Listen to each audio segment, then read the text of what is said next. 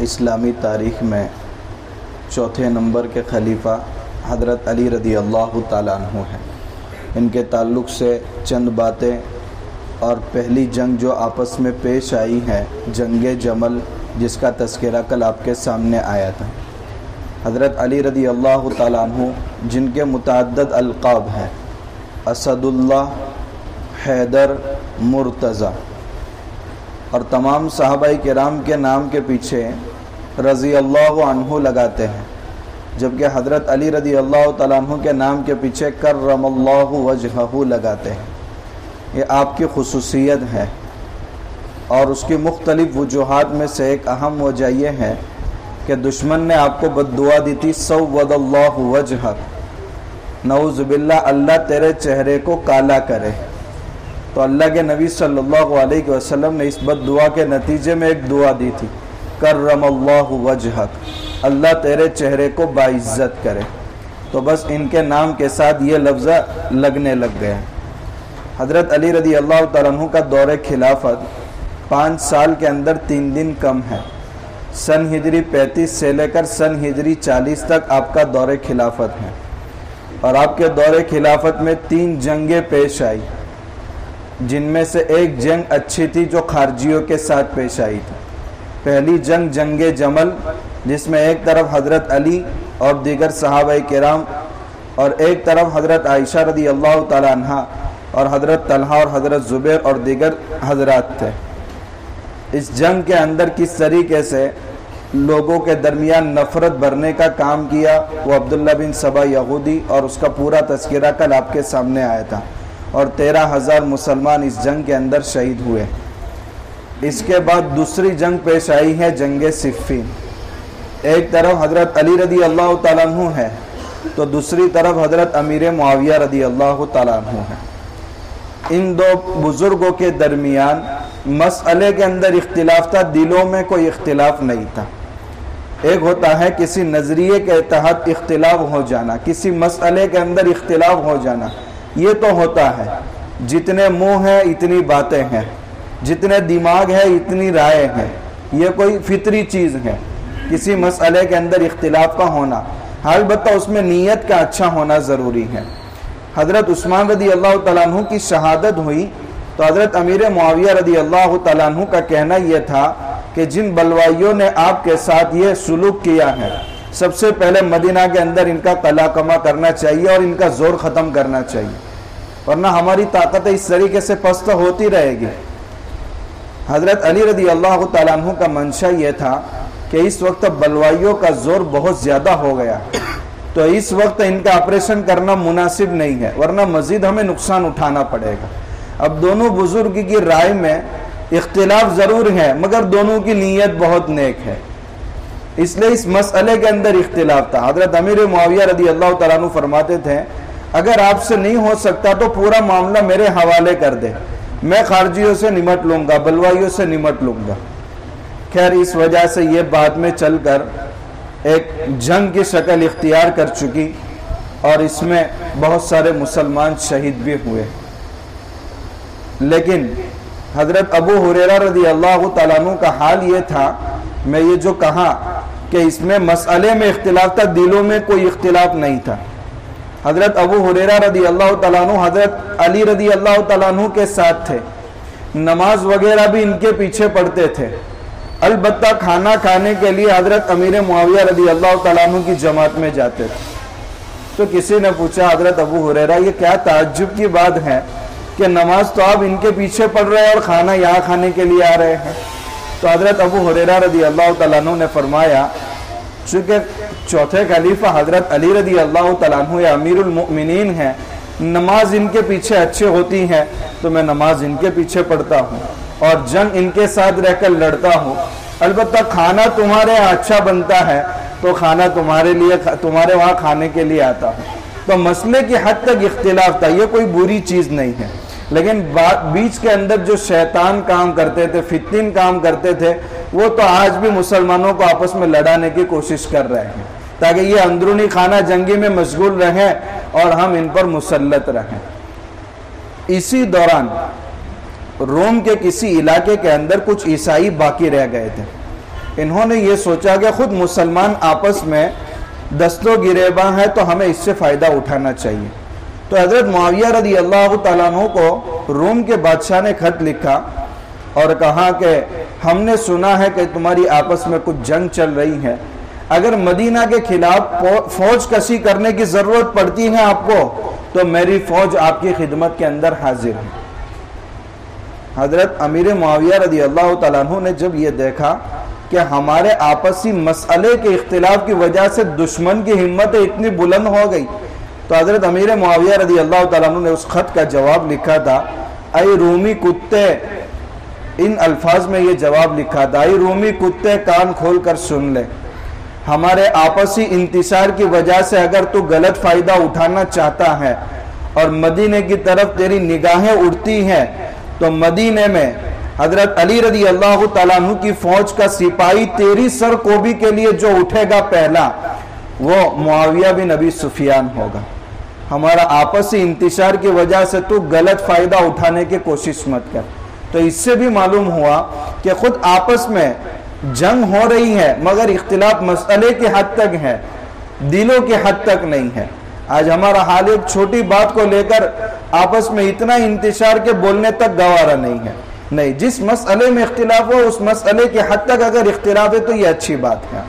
خیر، یہ جنگ پیش آئی لیکن چونکہ حضرت علی رضی اللہ تعالیٰ عنہ کے گروپ کے لوگ بھی نڈال ہو چکے تھے اور مسلمان خود نہیں چاہتے تھے، تو اہل شام جو حضرت امیر معاویہ رضی اللہ تعالیٰ عنہ کی طرف تھے، انہوں نے نیزوں پر قرآن اٹھائے اور کہا کہ اس کتاب کو ہمارے درمیان فیصل بنایا جائے اور اب یہ جنگ ختم کی جائے. دونوں گروپ تیار ہو گئے اور ایک ایک گروپ سے ایک فیصل ثالث حکم تیار ہوئے.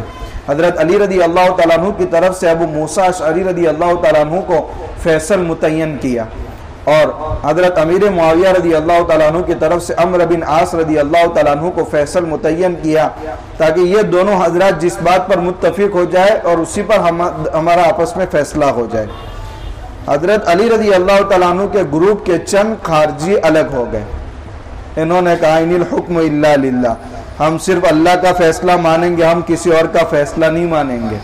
یہ دیکھیں حضرت علی رضی اللہ تعالیٰ عنہ تک جب بات یہ پہنچی تو حضرت علی رضی اللہ تعالیٰ عنہ نے فرمایا کلمۃ حق ارید بها الباطل، حق بات کا لفظ استعمال کر کے باطل چیزوں کا ارادہ کیا جا رہا ہے. کہہ رہے تھے ہم اللہ کا فیصلہ مانیں گے، کسی انسان کا فیصلہ نہیں مانیں گے. جملہ کتنا اچھا ہے.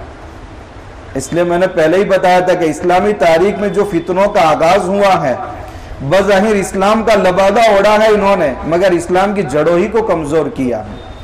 تو یہ خارجی لوگ حضرت علی کی جماعت سے الگ ہو گئے اور بغاوت پر اتر آئے، حتیٰ کہ حضرت علی رضی اللہ تعالیٰ عنہ کو نعوذ باللہ انہوں نے کافر بھی کہا، واجب القتل بھی کہا، جس کے نتیجے میں جنگ نہروان پیش آئی اور حضرت علی رضی اللہ تعالیٰ عنہ خود ان کے خلاف جنگ لڑ چکے ہیں اور یہ جنگ ان کی تاریخ میں بہت اچھی جنگ شمار ہوتی تھی. جب یہ جنگ ختم ہوئی تو جنگ صفین، جنگ جمل، جنگ صفین، جنگ نہروان، یہ تینوں جنگ ختم ہونے کے بعد مکہ کے اندر 3 خارجی جمع ہوئے.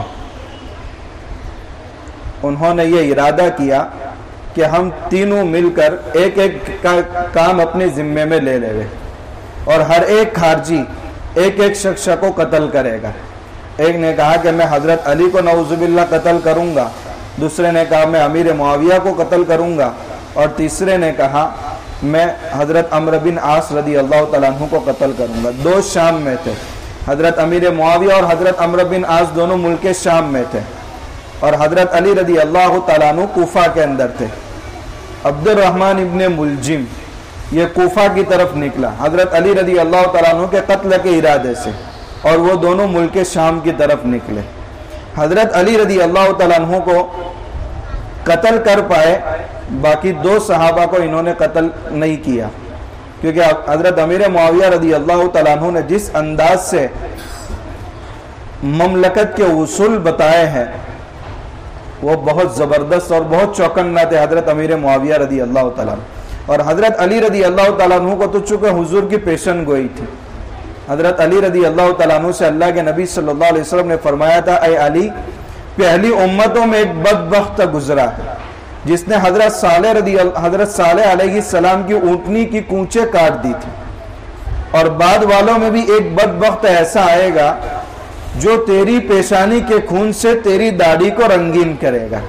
وہ تھا عبد الرحمن ابن ملجم. حضرت عمر رضی اللہ تعالیٰ عنہ کو شہید کرنے والا ابو لولو مجوسی تھا، اور حضرت علی رضی اللہ تعالیٰ عنہ کو شہید کرنے والا خارجی عبد الرحمن ابن ملجم تھا.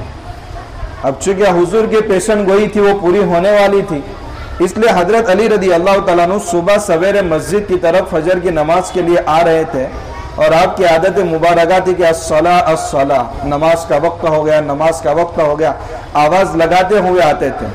یہ عبد الرحمن ابن ملجم راستے میں چھپ کر بیٹھ گیا، اور جیسے ہی حضرت علی رضی اللہ تعالیٰ عنہ آئے، اندھیرا تھا، تو بہت سخت طریقے سے آپ کی پیشانی پر حملہ کیا کہ تلوار پیچھے کے حصے تک چلی گئی، دماغ کے حصے تک، جس کی وجہ سے آپ اسی جگہ گر گئے اور خون میں نہا گئے. حضرت حسن رضی اللہ تعالیٰ عنہ پیچھے پیچھے آ رہے تھے.